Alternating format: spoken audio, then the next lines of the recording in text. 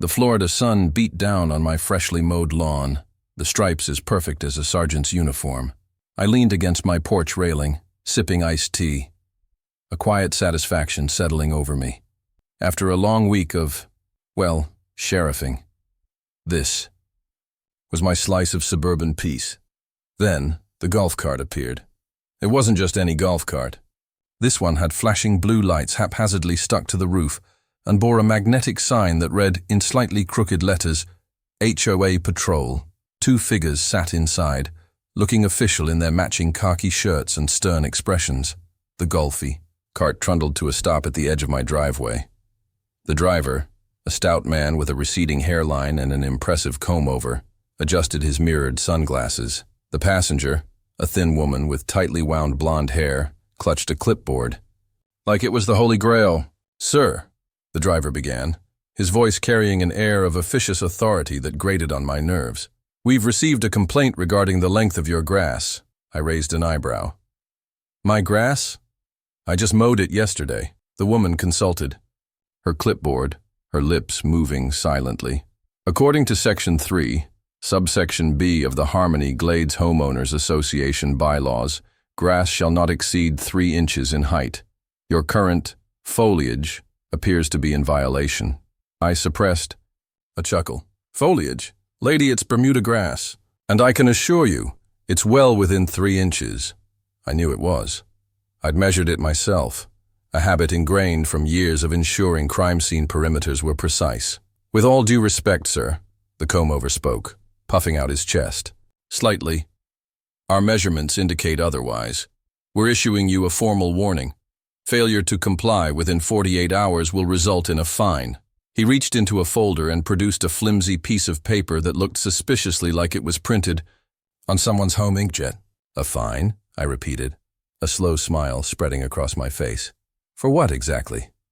"Having a slightly enthusiastic lawn," the blonde woman huffed. "It affects property values. It creates an unkempt aesthetic." Unkempt? I looked around my perfectly manicured yard, the vibrant flower beds, the neatly trimmed hedges. "You think this is unkempt?" "Sir, please cooperate," the comb-over said, his tone shifting slightly as he seemed to realize I wasn't immediately cowing to his authority. "We're just trying to maintain the standards of our community." "And I appreciate that," I said calmly, "but I also know my rights, and I know my lawn is perfectly within the guidelines." I paused, letting the silence hang in the humid air. "Tell me, who exactly are you two?" "We are the Harmony Glades HOA Patrol," the comb-over stated proudly, gesturing to the magnetic sign. "And who authorized this patrol?" I pressed. They exchanged a nervous glance. "The HOA board," the woman mumbled. "Right," I said, my smile widening. "And who exactly is the HOA board?" This simple question seemed to throw them off their stride. They fumbled for answers, mentioning names I didn't recognize. It was becoming increasingly clear these weren't exactly seasoned law enforcement professionals. "Look," I said, stepping off the porch. "I appreciate your dedication, but you've got the wrong guy and the wrong lawn. Maybe you should spend more time worrying about that overgrown mess down on Elm Street. Now, if you'll excuse me, I have a very important appointment with a glass of iced tea." They hesitated for a moment, their self-assuredness wavering. Then, with a final suspicious glance at my perfectly legal lawn, the HOA Patrol golf cart sputtered away. I shook my head, a genuine laugh escaping me. Fake HOA police? In my neighborhood? This was going to be interesting. Little did they know. They'd just tangled with the real law in Harmony Glades, and I wasn't about to let this bizarre charade go unchallenged. The next morning, instead of my usual routine of reviewing case files and coordinating with my deputies, I found myself doing a little digging of a different kind. I started with the Harmony Glades HOA website. It was a clunky affair filled with pixelated stock photos of smiling, unnervingly homogeneous families and lengthy, jargon-filled bylaws. I searched for any mention of an HOA patrol or any authorized security personnel. Nothing. There was a section on community guidelines enforcement, handled by a volunteer committee, but no indication they had the power to issue fines or operate flashing blue lights. My suspicion piqued. I decided to pay a visit to some of my neighbors. Mrs. Henderson, bless her gossipy heart, was a wealth of information. "Oh, that patrol!" she exclaimed, clutching her chest dramatically as she watered her prize-winning roses. "Honestly, Harold and Brenda think they're running a paramilitary operation. They zoom around in that golf cart like they're chasing down hardened criminals. They even tried to tell young Timmy next door his basketball hoop was an eyesore." Harold and Brenda. So those were the names behind the khaki uniforms and the questionable authority. Mr. Abernathy, a retired accountant who lived across the street, was equally unimpressed. They sent me a violation notice for having a bird feeder that apparently attracted unauthorized wildlife. Squirrels, Sheriff. They were complaining about squirrels. He threw his hands up in exasperation. It was clear I wasn't the only one being targeted by this self-appointed neighborhood watch on steroids. And their tactics were more than just annoying. They were bordering on harassment. I decided to run a quick check on Harold and Brenda. A simple search in the county database revealed no affiliation with any law enforcement agency, private security firm, or any legitimate form of community patrol. They were just regular residents with an inflated sense of authority and a golf cart. This wasn't just a case of overzealous neighbors anymore. They were impersonating some form of authority, issuing bogus fines and potentially harassing residents. As the actual sheriff of Harmony County, I couldn't let this slide. That afternoon, I paid a visit to the real heart of the Harmony Glades HOA. The president, a mild-mannered accountant named Arthur Jenkins. He looked utterly bewildered when I explained the situation. "A patrol? With flashing lights?" Arthur stammered, adjusting his glasses. I don't know anything about that. The enforcement committee just sends out polite reminders about lawn care and parking." I showed him the violation notice I had received. His face paled. "This isn't official. Our notices are on letterhead, and we certainly don't have anyone driving around in a golf cart with blue lights." Arthur was genuinely concerned and promised to look into it immediately. He admitted that Harold and Brenda were known for being enthusiastic about community rules, but he had no idea they had taken things this far. As I left Arthur's house, a plan began to form in my mind. These fake HOA police needed to be stopped, and I was just the person to do it. They wanted to play law enforcement? Fine, I knew a thing or two about that game. The next morning, I was back in uniform. Not my usual sheriff's uniform, but something a little more undercover. I donned a pair of slightly faded jeans, a plain t-shirt, and a baseball cap pulled low over my eyes. My unmarked pickup truck replaced my official vehicle. My mission: to observe Harold and Brenda in their natural habitat. I parked a discreet distance away from their house, a rather aggressively beige two-story with perfectly manicured and likely heavily scrutinized landscaping. It wasn't long before the HOA patrol emerged, their khaki shirts starched and their expressions serious. They hopped into their golf cart, the ridiculous blue lights flashing weakly in the morning sun, and began their rounds. It was almost comical to watch. They moved with an air of self-importance, peering intently at lawns, driveways, and even trash cans. I followed at a distance, trying to blend in with the morning dog walkers and joggers. It wasn't easy. My 6'3" frame and slightly weathered face probably didn't scream average suburbanite. Their first stop was Mrs. Gable's prize-winning petunias, which were slightly drooping in the heat. Brenda consulted her clipboard with a furrowed brow, while Harold pointed an accusing finger at the wilting flowers. They left a courtesy reminder tucked into Mrs. Gable's door. Next, they stopped at young Timmy's house, where his basketball hoop was indeed still standing proudly in his driveway. Harold actually got out of the golf cart and paced around the hoop, muttering to himself and shaking his head. The absurdity of it all was almost funny, but there was a darker side to their actions. They were intimidating people, causing unnecessary stress, and falsely representing authority. As the morning wore on, their behavior escalated. They stopped a teenager riding his skateboard down the sidewalk, lecturing him about pedestrian traffic flow. They even tried to tell a contractor where he could and couldn't park his work van. It was clear they were enjoying this power trip, however misguided. They saw themselves as guardians of the neighborhood, enforcing rules that, in many cases, didn't even exist or were being misinterpreted. I decided it was time for a more direct approach. I waited until they stopped to scrutinize a slightly overflowing recycling bin at the end of a driveway. I pulled up in my pickup truck, blocking their golf cart. "Morning," I said, my voice calm but firm. Harold and Brenda looked startled. "Can we help you, sir?" Harold asked, his hand instinctively going to his chest where a poorly printed HOA patrol badge was pinned. "I'm just curious about your operation here," I said, leaning against my truck. "This HOA patrol? Who exactly authorized it?"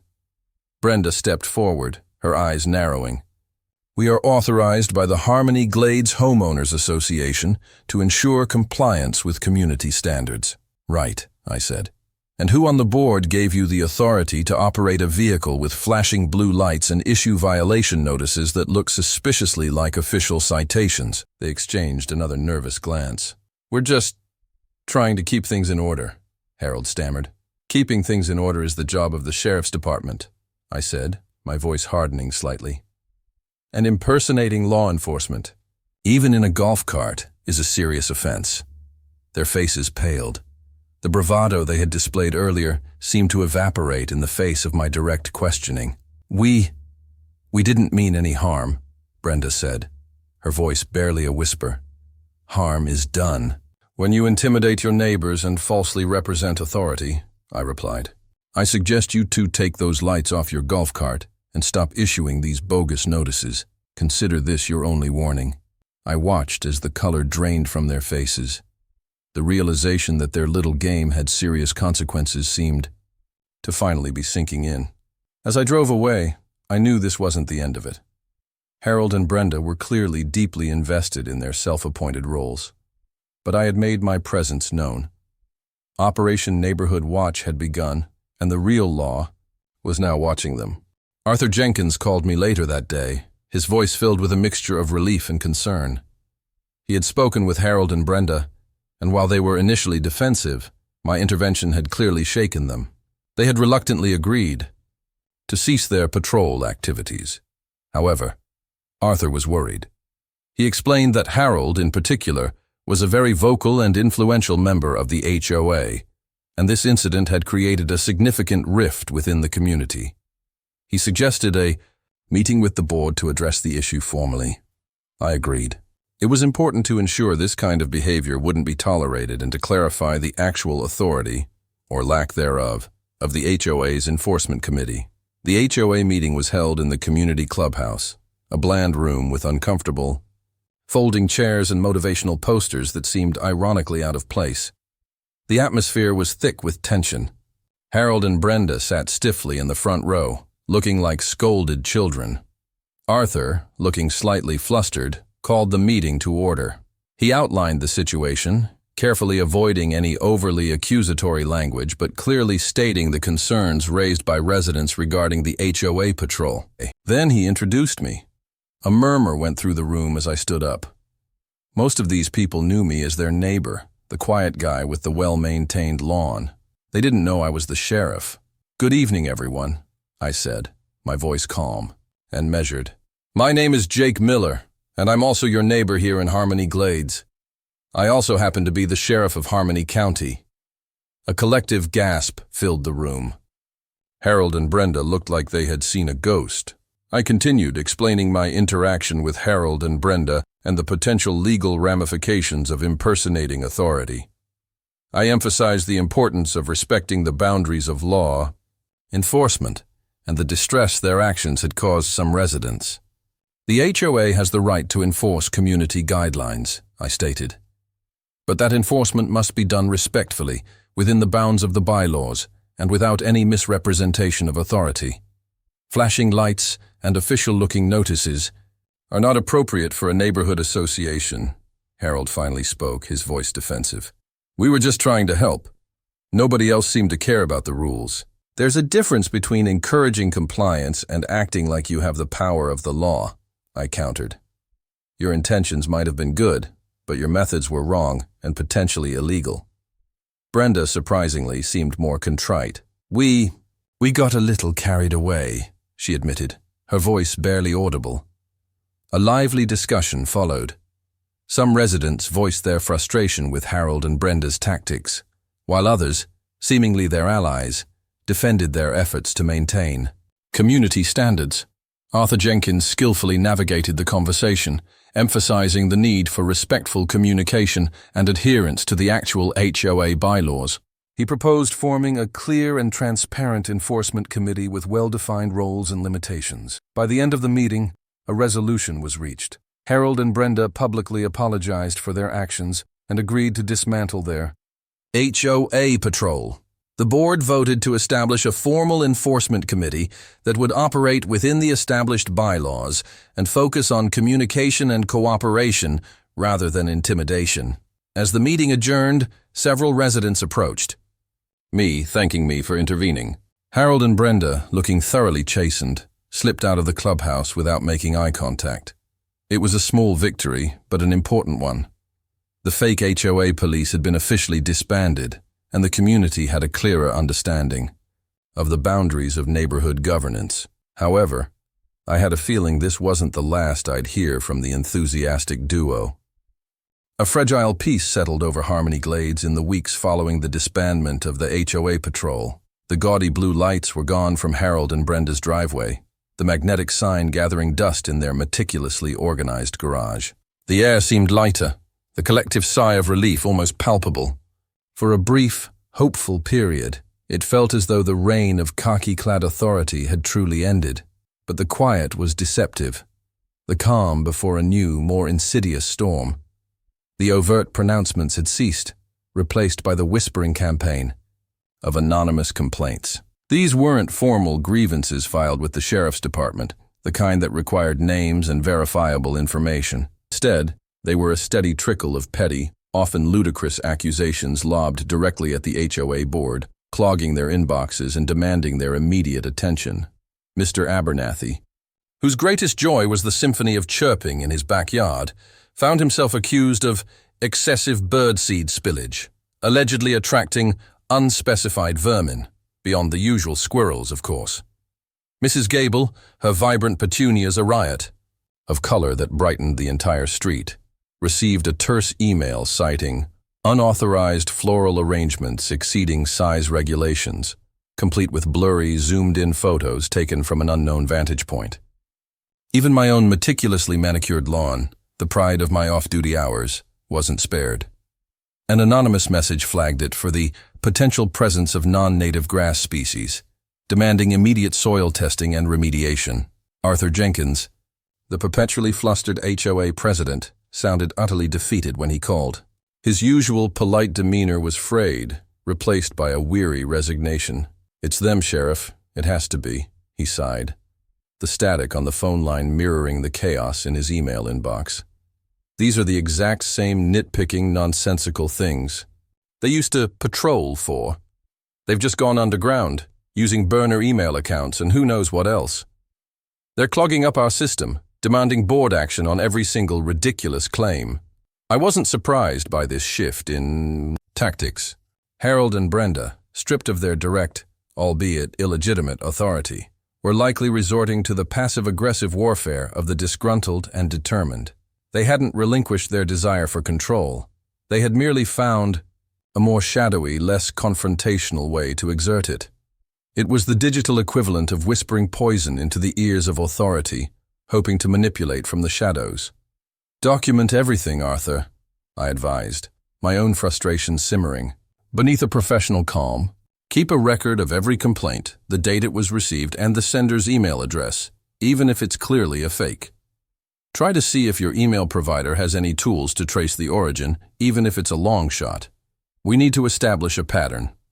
I also suggested a revision to the HOA's communication policy. Implement a clear protocol for handling complaints, I recommended. Only address concerns that are submitted with a verifiable name and address, and that include clear evidence of a legitimate bylaw violation. Discourage anonymous submissions and make it clear they will not be prioritized. This, I hoped, would At least stem the tide of frivolous accusations and force Harold and Brenda to either abandon their campaign or reveal themselves. But I wasn't content to simply wait for Arthur to navigate the digital deluge. I decided to conduct a little old-fashioned surveillance of my own. After years in law enforcement, observation had become second nature. I knew Harold and Brenda's routines now, their daily pilgrimage through the neighborhood a predictable ritual. Every morning, precisely at 7:15 a.m., they would emerge from their beige fortress, clad in matching tracksuits, and embark on their constitutional. Their eyes, however, weren't focused on the beauty of the sunrise or the blooming azaleas. They scanned, ever vigilant, for any deviation from their rigid interpretation of community standards. One crisp morning, I made a point of being outside as they began their patrol. I happened to be meticulously watering my front lawn, the spray arcing through the air like a gentle rain. As they approached my property, Brenda's gaze locked onto a small patch of clover that had stubbornly dared to sprout near the edge of my driveway, a verdant rebellion against the uniform Bermuda. Her lips tightened, a silent judgment passing. "Lovely morning, isn't it?" I offered, my voice deliberately cheerful, breaking the tense silence. They mumbled a curt, almost grudging greeting, their eyes flicking away from the offending clover, as if it were a contagious disease. They hurried past, their pace quickening, slightly, as if fearing contamination by my non-compliant flora. Later that week, the anonymous attacks escalated, becoming more direct. I received an email myself, sent to my personal address, the one I rarely used, and certainly hadn't shared with anyone in the HOA. The subject line was ominously blank. The body contained a single, blurry photograph of my recycling bin, taken at an unflattering angle, along with a terse message: improper sorting of waste materials. Violation of Section 7, subsection D. This wasn't just about maintaining community standards anymore. This was personal. They were targeting me directly, using information they shouldn't have had access to. The line between petty annoyance and outright harassment was blurring. Enough was enough. I decided a direct confrontation, however unpleasant, was necessary. I drove over to Harold and Brenda's house that afternoon. The garage door was open, revealing their meticulously organized domain. Tools hung in perfect rows, cleaning supplies were neatly arranged in labeled bins, and, in the center, gleaming, under the fluorescent lights, sat their golf cart, still stripped of its ill-conceived accoutrements. They were both inside, diligently polishing the vehicle as if preparing it for a triumphant return to its former glory. "We need to talk," I said, my tone leaving no room for their usual denials or feigned ignorance. I stood just inside the garage, my presence filling the space, the casual neighbor replaced by the unmistakable authority of the sheriff. They both looked startled, their polishing cloths momentarily stilled. A flicker of something, surprise, perhaps a hint of fear, crossed their faces. "About what, Sheriff?"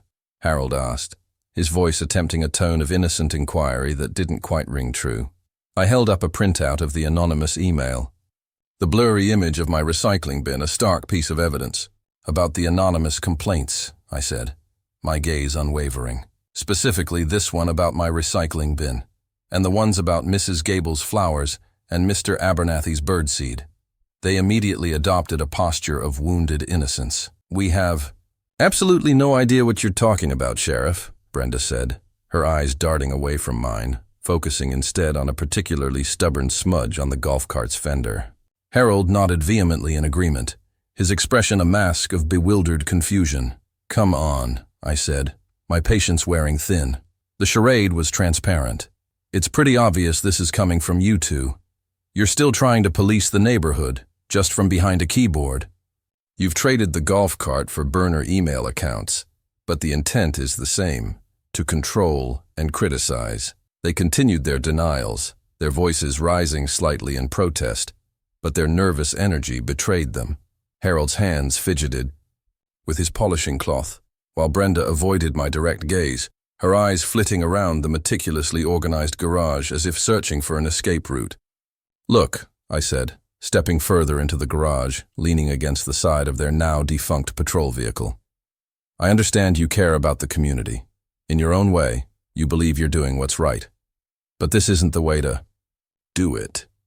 You're creating more problems than you're solving, and frankly, it's bordering on harassment. Targeting specific individuals with anonymous petty complaints, especially using private contact information, is not acceptable. I paused, letting the weight of my words sink in. The hum of the garage's fluorescent lights seemed to amplify the tense silence. If these anonymous complaints continue, I continued, my voice firm and leaving no room for misinterpretation, and if I can trace them directly back to you, and believe me, I have resources to do so, I won't hesitate to take further action. This isn't just about HOA rules anymore. It's about disrupting the peace and potentially harassing your neighbors. There are legal ramifications for that. Ramifications that extend far beyond a warning from the sheriff. A flicker of genuine fear finally crossed their faces, replacing their practiced indignation. The reality of potential legal consequences seemed to penetrate their self-imposed bubble of righteous indignation. We just want things to be nice, Brenda mumbled, her voice barely a whisper, the fight draining out of her. Nice comes from respect and cooperation, not from anonymous accusations and petty grievances, I replied, my tone softening slightly but remaining firm. Let the HOA board handle legitimate concerns through the proper channels, with names attached and verifiable evidence. And maybe, just maybe, focus on your own lovely home and let your neighbors enjoy theirs in peace. I left them standing amidst their meticulously ordered world, the silence punctuated only by the faint hum of the garage lights and the unspoken weight of my warning. I hoped, perhaps naively, that my words had finally broken through their self-righteousness. The anonymous complaints did decrease in frequency in the following days, the digital whispers becoming less insistent, but they didn't stop entirely. It was clear that for Harold and Brenda, the desire to control their environment, to impose their rigid vision of order on Harmony Glades, ran deep, a stubborn weed refusing to be fully eradicated. The shadow of their anonymous campaign still lingered, a subtle reminder that the battle for peace in Harmony Glades was far from over. The next phase of Harold and Brenda's campaign was more subtle, but equally disruptive, a deep dive into the HOA bylaws. They started attending every board meeting, armed with meticulously highlighted documents and an encyclopedic knowledge of every obscure clause and subsection. They would raise endless points of order, question every decision, and demand strict adherence to rules that had long been overlooked. Meetings that used to last an hour stretched into 3, filled with tedious debates about fence heights, acceptable shrubbery, and the precise definition of seasonal decorations. Arthur Jenkins was pulling his hair out. They're weaponizing. The bylaws, Sheriff, he lamented during one of our frequent phone calls. They're not actually trying to improve things. They just want to make everyone miserable and prove they were right all along. I attended a few of these meetings myself, observing the dynamic. Harold, with his booming voice and unwavering certainty, would dominate the discussions, citing chapter and verse of the bylaws. Brenda would sit beside him, nodding in agreement and providing backup with specific examples from their meticulously kept records. The other board members, mostly well-meaning but overwhelmed volunteers, were no match for their relentless scrutiny. Slowly but surely, the HOA ground to a halt, paralyzed by endless debate and the fear of violating some obscure regulation unearthed by Harold and Brenda. One particularly contentious issue involved the community's annual barbecue. Harold and Brenda insisted that the event violated a bylaw regarding temporary structures due to the rental of a large tent. They presented a detailed legal interpretation, citing case law from other HOAs across the state. The board was ready to cancel the barbecue, a beloved community tradition, just to avoid a potential legal battle. That's when I decided to step in again. During one particularly heated meeting, as Harold was in the middle of a lengthy discourse on the definition of temporary, I raised my hand. "Sheriff Miller?" Arthur said, looking relieved. "Harold," I began, my voice calm, but carrying authority. "You've clearly done a lot of research on these bylaws, and that's commendable. But sometimes the spirit of the law is more important than the letter." Harold puffed out his chest. "The bylaws are the law of this community, Sheriff. They must be followed precisely." "I understand that," I replied. "But laws are also meant to serve the community, not to divide it. This barbecue has been a positive event for years, bringing neighbors together. Is enforcing a technicality about a temporary tent really worth sacrificing that sense of community? I looked around the room, meeting the eyes of my neighbors. Many of them nodded in agreement. Furthermore, I continued, addressing the board, as sheriff, I'm also concerned about the potential for these endless disputes to escalate. While you have the right to enforce your bylaws, doing so in a way that creates undue hardship and animosity within the community isn't in anyone's best interest. I didn't explicitly threaten legal action, but my position as the county's top law enforcement officer carried weight. My words hung in the air, a subtle reminder that there were bigger legal issues than tent permits. The discussion shifted. Other residents voiced their support for the barbecue and their frustration with Harold and Brenda's constant nitpicking. Even some of their former allies seemed to be growing weary of their negativity. Eventually, a compromise was reached. The barbecue would go ahead, and the board agreed to review the bylaws for outdated or overly restrictive clauses at the next meeting. Harold and Brenda were clearly not happy, but they had been outvoted and, perhaps more importantly, outmaneuvered. Their strategy of weaponizing the bylaws was starting to backfire, alienating them from the very community they claimed to be protecting. The annual Harmony Glades barbecue was a resounding success. The sun shone, the food was plentiful, and the laughter of neighbors filled the air. Even Harold and Brenda made a brief appearance, though they mostly kept to themselves, observing the festivities with a somewhat sour expression. In the weeks that followed, things in Harmony Glades began to settle into a new normal. The HOA board, spurred by the recent turmoil, initiated a review of the bylaws, streamlining some of the more archaic and ambiguous regulations. Harold and Brenda continued to attend meetings, but their influence had waned. They still raised objections, but their arguments were met with more scrutiny and less deference. The other residents, having experienced the disruption their zealotry had caused, were less willing to be swayed by their rigid interpretations. The HOA patrol golf cart remained parked, a silent testament to their failed attempt at neighborhood law enforcement. I occasionally saw them driving it around, but without the flashing lights and officious air, it just looked like a regular golf cart, driven by a couple of slightly grumpy retirees. Life in Harmony Glades wasn't perfect, of course. There were still minor disagreements about lawn care and parking, but they were handled through the proper channels, with respectful communication and a focus on finding solutions rather than assigning blame. As for me, I went back to my regular routine of sheriffing, dealing with actual crimes and real emergencies. But I kept an eye on Harmony Glades, knowing that the desire for control, once ignited, could be hard to extinguish. One evening, as I sat on my porch, enjoying the sunset, over my perfectly legal lawn, I saw Harold and Brenda walking by. They glanced over at my house, and for a moment our eyes met. There was no animosity in their gaze, just a hint of something.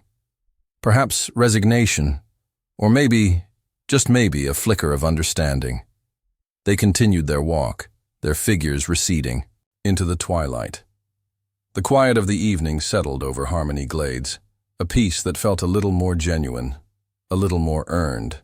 The fake HOA police had tried to bust me, not knowing who I really was.